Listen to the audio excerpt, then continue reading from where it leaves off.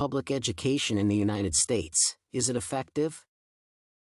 The term public education means the mandated education offered to children by the government to the general public, be it local, regional, or national.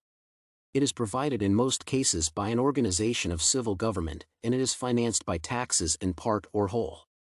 This term in most cases is rarely used to refer to post-secondary education, college education, university education, or even technical education. It applies to basic education that is offered to primary children as well as secondary children's education. It is often operated and organized to be the civil community calculated model.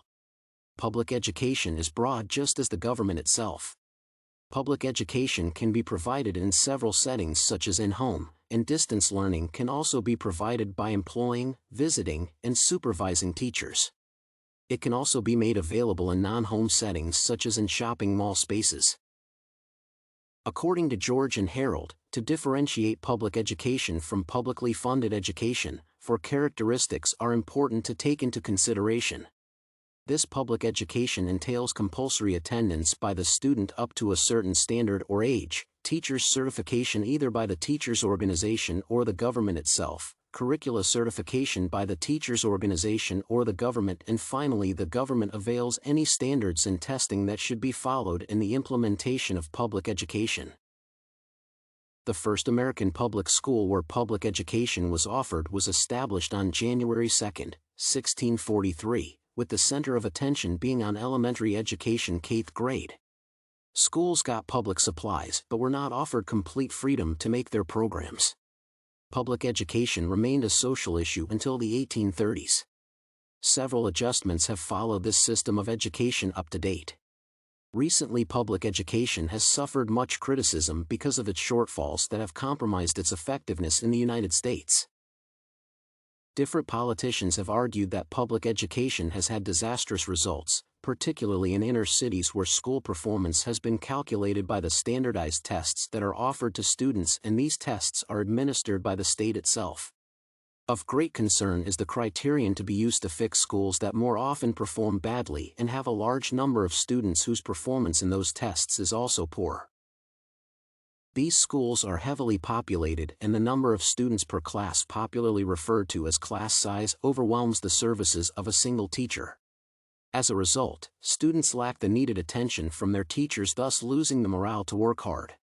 Another vital reason for the argument against public education is the lack of proper programs for those students who have physical as well as mental needs, and the level of contact, opportunities, and inclusion availed to such students in ensuring that no child is left behind in acquiring education. Public schools offering public education in the United States have been said to lack accountability to parents and students and also to the market. This deficiency has resulted in inefficient use of taxpayer dollars as well as inefficient use of resources available to them. The result is a poor education that is not satisfying to parents and students. A proliferation of alternative schools has been the outcome of the shortfalls of public education.